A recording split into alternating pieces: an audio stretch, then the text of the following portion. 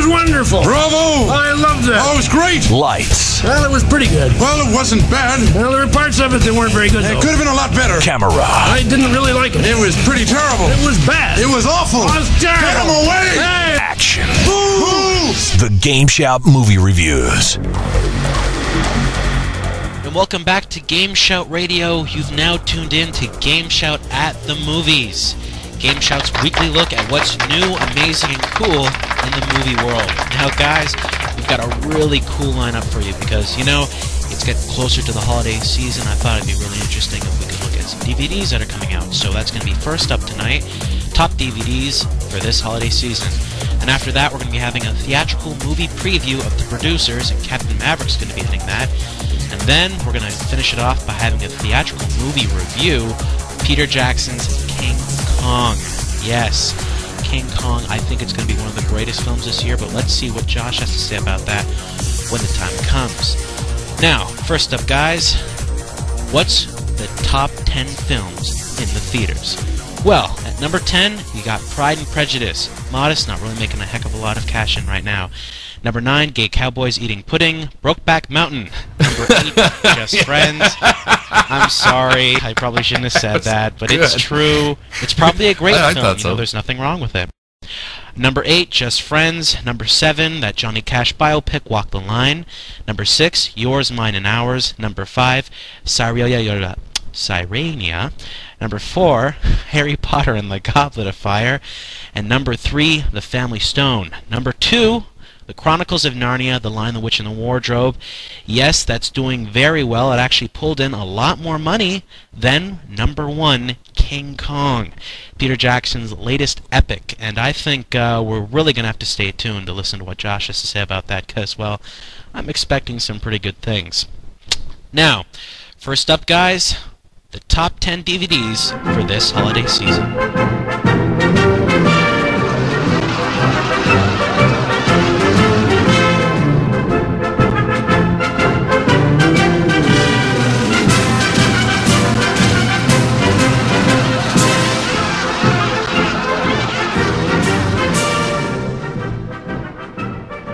Alright, so, yes, the top 10 DVDs for this Hollywood season. Sorry, not top 10 Hollywood DVDs. Yeah. The Hollywood DVD season. Yeah. Happy Hollywood. Christmas, holiday DVDs, whatever. Guys, it's getting closer to the point where you're probably going to want to get DVDs for people, or probably some for yourself, and, well, there's a lot out there that you should be considering. Now, first up, thanks to Matt for playing that song, I got reminded of something. The Monty Python box set. This got released around November, but it is selling very hot. Now, this is a big DVD. It not only includes Monty Python, The Holy Grail, and now for something completely different, 2 very excellent Monty Python flicks, but it also includes the extremely rare Adventures of Baron Munchausen. That was a film that was synonymous with Monty Python because a lot of the Monty Python crew is in it. But it was a very hard film to come by. I know a few people that actually have it on VHS, but even on VHS it wasn't widely released. And now for the first time we get a really good DVD release filled with special features to the brim, a well worth look at. I suggest people buy it, but hey, if not for Monty Python, The Holy Grail, at least for the Adventures of Baron Munchausen. Now, next up, Sin City Extended Cut. One of my personal favorite films. This past year, I mean, come on, it probably was the best film released, at least I think. And, well, if you were one of the millions who bought the first edition, for shame! You see, there was a special edition in the works that, well, it was going to make its way on DVD eventually, and, well, it finally came. Sin City Extended Edition not only includes Frank Miller's original Sin City comic, A Hard Goodbye, on a paperback graphic novel, but it also includes a second disc that has all the extended scenes that were cut out from the film and a load of DVD extras, including 10-minute cooking school with the director Robert Rodriguez, and he tells you how to make breakfast tacos. Really cool. I enjoyed it. It's one of the greatest DVDs I own now, and, well, it's a truly must-have for any film noir fan. Next up, Star Wars Episode 3. This is probably one of the best or the worst films that come out of George Lucas's little warped mind, but regardless of how you take it, Star Wars Episode 3 is one of this holiday's must-haves. Personally, I'm not a favorite, but I know that a lot of people would really appreciate getting this under the Christmas tree this season. A lot of nice special effects covered by a lot of not nice acting, but however you look at it, there are Star Wars fans out there. Now yes, you could go out and buy the original trilogy as well, which has been re-released without the bonus DVD, and I'm not suggesting people buy that. If you really want to see something interesting, you might want to pick this up. It's got some cool special features. Heck, if you really did enjoy that film, which I find it hard to believe, then this is probably the pick for you. I don't think there would be anybody in the staff that really appreciates this DVD that much, but hey, why not? It's a movie. Next up, Serenity. Now, yes, this one is based off the ill-fated Firefly TV series on Fox. Serenity takes place a short while after the end of Firefly, I believe a month or 2 months after the show ends. Now, from the brilliant mind of Joss Whedon, Serenity was the best sci-fi movie released this year, and definitely is worth a buy. This film has an amazing plot, great character development, extremely good dialogue, and amazing acting. It was one of the best films I got this year. In fact, I'm getting it delivered to my house at exactly 8 a.m. tomorrow, so I've got to be there to pick that up. Next on the list, The 40-Year-Old Virgin. Steve Carell hasn't Oh, been you busy really for like 40 that one. years. Oh, yeah. Oh, I yeah. know why you did. Oh? Why? Because that's the foreshadowing of you in another 20 years. Oh, ha ha. Oh, it is to laugh. It's funny, it's great, it's fun for the whole demonized family. Pick it up, I'm sure it'd be a surefire hit for anybody. I mean, Steve Carell is probably one of the funniest people on the planet right now, and this film was sure, well, will sure make you laugh. Next up, Batman Begins Deluxe Edition with comic book. Ever wanted to see a Welshman be Bruce Wayne? No? Well, too bad. This Batman movie is probably one of the most true-life Batman films ever made, and possibly has the best direction of any Batman film ever, or superhero movie for that matter. Now, Batman Begins takes place around this time, well, Batman actually gets into the game, you know? He just starts off. Something new. He doesn't really know what to do. He doesn't know how it all works. And you see how everything actually comes together, and well, it's really well directed by Chris, and I gotta say, I have never seen Batman acted the way that he's acted, he's acted in it. Oh, I can't believe I just forgot his name. It is done well. Christian Bale. Yeah, Christian Bale. Christian Bale. It really Well, was yeah. done well. That's the best of the Batman films, in my opinion. It returns to its roots. Yeah, it really is. And what I found funny was Christian Bale, although he does a great job, I can't stand his Batman voice. You can actually hear a bit of his Scottish Welsh accent lisp in there, and it's kind of bad, but overall he really makes it, I don't know, his own, and I think it really was a good film. Now, still on the Christian Bale front, American Psycho. Now, Lionsgate actually sent us a DVD copy for review, and I gave it nothing but praise, but really, guys, this is the must-have for anyone that is a horror fan. American Psycho is one of Christian Bale's best flicks. It's done by a director who really put the 80s feel into the film, and it's got a DVD special feature list that I've never seen before. They've got, I believe it's an hour worth of extra footage that was it's just fun to watch. If you're a fan of the 80s, and I mean the 80s, the actual date, it's just a funny film, or like a really good back thing to watch. Now next up, this is more holiday, Polar Express. Polar Express, directed by Robert Zemeckis. Yes, okay. This is one of the most amazing digital films I've ever seen when it comes to CG, simply because, well, Tom Hanks plays almost every single character in the film. They motion captured him doing everything, and he did almost all the voices. And well, it's a pretty good children's story. I'm actually thinking of picking up for my sister because I think she might enjoy it. Personally, if you're a little old, you might not want this flick, but it's a good one for kids. And finally, I probably shouldn't say this, but King Kong, the Peter Jackson production diaries. I have been to a bunch of stores this holiday season, and I see that in every single store. If you don't know what I'm talking about, it's this huge box that has 2 DVDs of the making of King Kong. It doesn't include the movie. No, it just has the making of. A 52-page booklet, a bunch of production cells inside of it. It's actually a really cool set, but that's only if you really like the film, and, well, I pretty much liked it, and I hope, well, Santa Claus or Saint Nick gives me that for the holiday season, but, you know, fingers crossed, I really don't expect it to be there. Still, it's a very good DVD set for anybody that was a fan. And if you weren't a fan, heck, give it to them, really piss them off. And that's about all I've got for the DVD holiday releases that I think you guys should be picking up. If you don't pick up all of them, at least pick up one. And if you're going to pick up one, Sin City. Extremely good DVD, well worth it. Anyway, guys, we're going to throw this over to Captain Maverick for his preview of... Mav? Oh, come on. The producers. Let's assume for a moment that you are a dishonest man. Assume away. Under the right circumstances, a producer could make more money with a flop than he could with a hit. You bloody little genius! I want everything I've ever seen in the movies! All we have to do is find the worst play ever written. What is it? You found the flop? Touch it. Kiss it. Is it... It's the mother lode. Springtime for Hitler. My play? We want to put it on Broadway. Broadway! I must tell my birds. He's gonna tell his birds. Bertha, Heinz, Heidi, Wolfgang, Adolf. Haben Sie gehört, das deutsche war mit Bang, mit Boom, mit Bing Bang, Bing Bang Boom. Key change! From the twisted mind of Mel Brooks.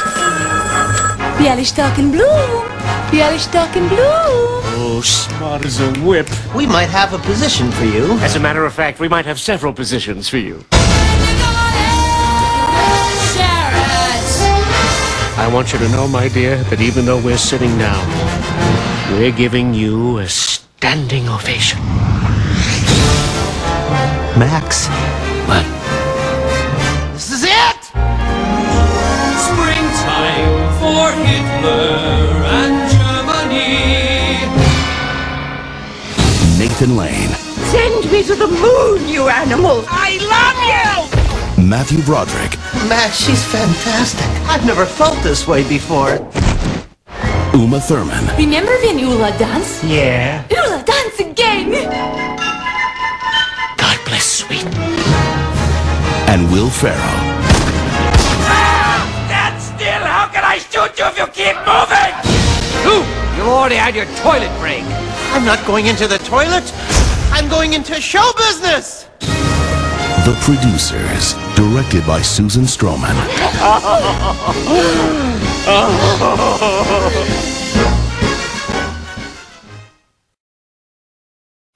I'm telling you, I know the 1968 movie, The Producers, by Mel Brooks, virtually by heart, and it is literally one of the funniest movies I've ever seen. You got to understand, the producers, it was Zero Mostel, Gene, oh gosh, kill me, Gene Wilder. Thank you. There you Yeah, go. Gene Wilder, and turn off your speakers. And it was definitely one of the best movies made. Now, this 2005 musical version is very interesting, both because it's different and because it's the same, quite often. Seriously, there are stretches in Susan Stroman's opening scenes that follow Mel Brooks' 1968 version so closely. Look, it's as if Gus Van Sant, he was finishing shot by shot. You remember he did the remake of Psycho? He did shot by shot, made the shower scene exactly the same. It's like he did the same thing for the producers. It was really eerie, almost. I mean, well, the new movie, it's a success. I know that. How much of a success, I'm not going to be able to be sure yet, but for someone who has seen the original once or twice or never, they could probably be a better judge of this than me, because, well, I've seen it so often with trying to think of Nathan Lane and Matthew Broderick in the place of Zero Mostel and Gene Wilder. I have a hard time with it, because they're really not Zero Mostel and Gene Wilder. There is poetic justice here, though. When Broderick and Lane, they left Broadway and London productions, they were replaced by other actors. Now, their replacements were kind of sniffed at because in some quarters, they were considered the road company. Well, now comes the movie. And in following Mostel and Wilder, they become kind of like, yeah, the road company. Now, each is and every actor in the '68 movie, including Kenneth Mars, Christopher Hewitt, let's see, Lee Meredith, Dick Shawn, let's see, William Hickey, Renee Taylor. They were so perfectly cast for it. It was really a one of a kind. But now I look at Uma Thurman as Sexpot Ulla and Will Ferrell as the Nazi playwright Franz. Now, they are good. They really are. They do bring some of the really nice new things as well as some of the old things back to their roles. But, well, it's really just not fair to them, really, for me to remember the older movie. But I can't help myself. It's just the way it is. When they sing and dance, I like them that way the most. You know, they're not reminding me of anything from 1968 that way. Now, the story itself is a great construction. Mel Brooks wrote an original screenplay whose characters are driven by greed and, of course, need, neurosis, and cheerfully shameful sexual behavior, and a deep cynicism about the show business. You know, the show business? There's no business like show business? Well, it's a tribute to their work that it could be transferred so virtually intact to the musical stage 35 years later and effortlessly become in my opinion, an historic hit. The new songs that were written by Brooks, they embodied the film's original script, and if he added a few touches, like, you know, little old ladies choreographed with their walkers, you know, they were transgressive in the same outrageous way. Now, I think it's a tribute to the film that it really worked for me despite my personal history. It was fun, okay? Everything I'm saying, it's funny, it's alive. Now, granted, you have to remember, the original producers, they were a little darker color palette. They were more browns, and this new one, you know, we're talking, it's bright. There is a moment. This is when Max, what's his name? He's a con man producer. He promises wealth and triumph to Leo Bloom, and the nervous accountant. He's cooked up their crooked financing thing, and this fountain erupts on cue behind him. And in 1968, it was the Lincoln Center fountain. Well, now it's the one in Central Park, and you know, you're so focused on the fountain, you're not worried about what they're doing. Look, this is a very fun movie. It's definitely something to check out. Mel Brooks is wonderful, but let me tell you just a very quick story about Mel Brooks. He's in an elevator. He's in New York. It's just the time of the original film. This lady gets on and looks at him and says, "Sir, I have seen your film, and it is vulgar." Well, Mel Brooks, he replied, "Madam, my film rises below vulgarity." Opens Christmas Day everywhere. Back to you, bud. Well, you're listening to GameSHOUT, and we'll be right back after this. Margot? Hal, wow, finally. Yeah, it was football. Hard to find a time, Bear, that worked for both of us, you know? I know, my work schedule opera is pretty Pinot Grigio crazy lately. Tell me about it. You know, I've never been so bratwurst busy before. Sure, but vegan, your job as a cement mixer sounds so tofu interesting. I guess. Definitely pork rinds has its moments. Everyone's looking for something, but not necessarily the same something. That's why Yahoo Personals has all sorts of ways to make sure that both of you are on the same page. So did you, Pro Wrestling. Have any sleeper hole trouble finding this place? No, your Bikram yoga directions were lotus position totally clear. Great. From compatibility tests to advanced searching and matching, Yahoo Personals will help you quickly and easily end up across the table from someone who speaks your language. So I could really Monster Truck Rally go for a bite. Do you like Italian? Oh, anything. I'm ensalada mista easy. Good, I'll bring my truck around. Take the new personality and love style test on Yahoo Personals Premiere. Better first dates, more second dates. Yahoo! And welcome back to GameSHOUT the Movies. Guys, if you want to talk to us or complain, go to GameSHOUT.com and try out our new chat section. It's right above on the links. chat. And then I'll open up a little chat window and you can talk with us. And right now, here comes Peter Jackson's King Kong, a review by SexyJosh.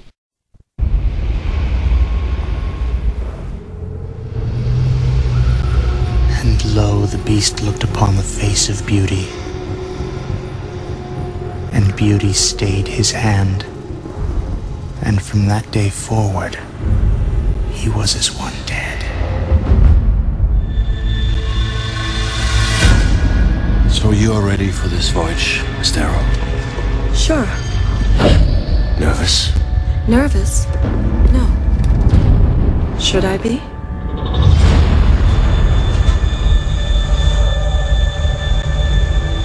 Imagine, if you will, an uncharted island, thought to exist only in myth. Wall!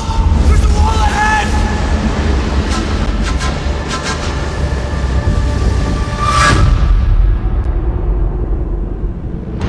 That's where I'll shoot my picture.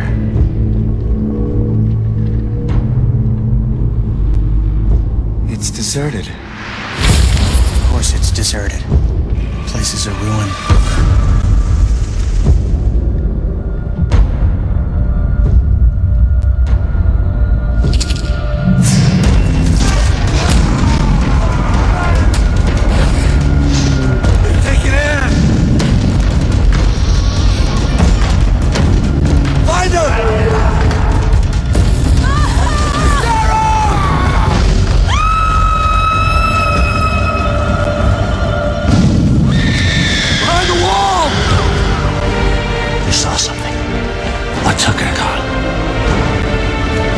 If you haven't found her in 24 hours, there'll be nothing left to find.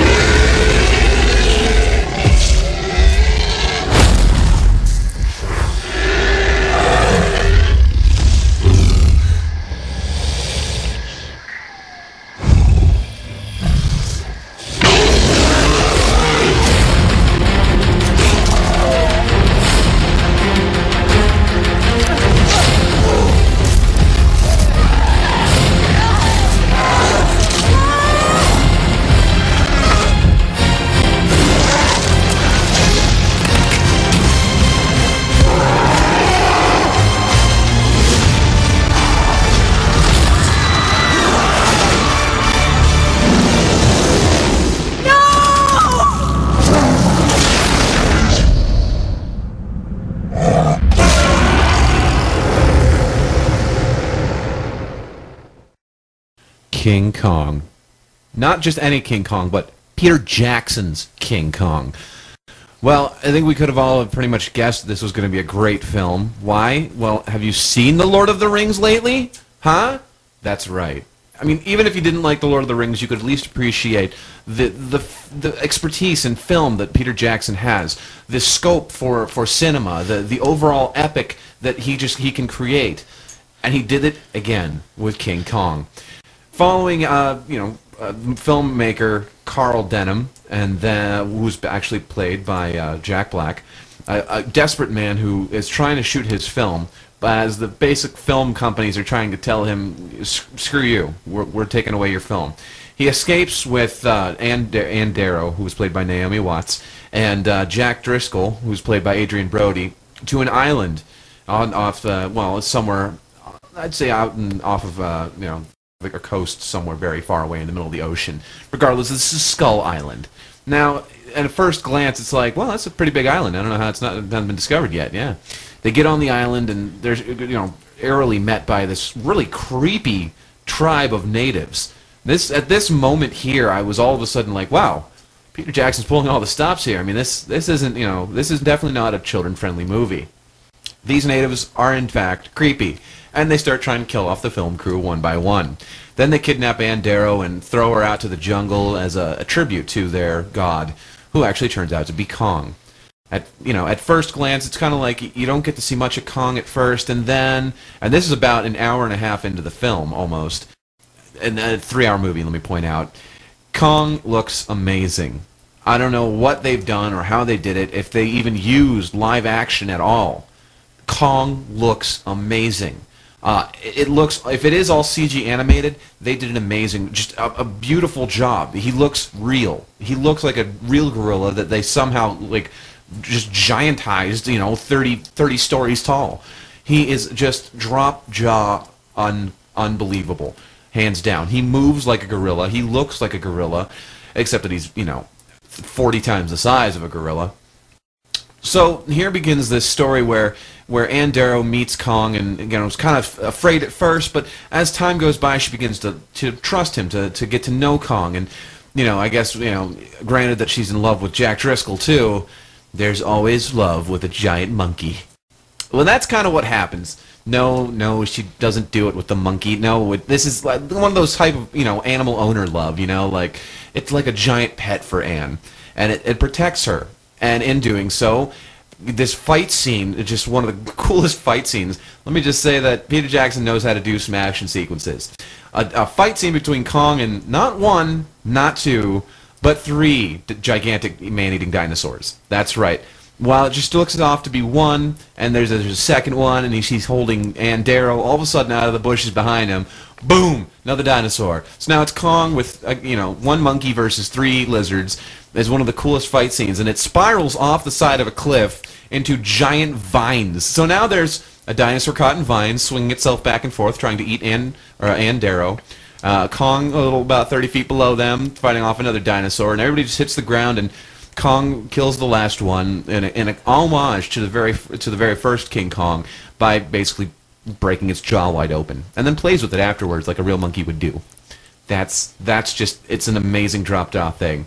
Action sequences are just awesome. Acting is also just as cool. Jack Black does an amazing job playing Carl Denham. I mean, for a guy that gave us, School of Hard Rock and, some other kind of, other, comedy movies, he does a really good job of playing off as Carl Denham.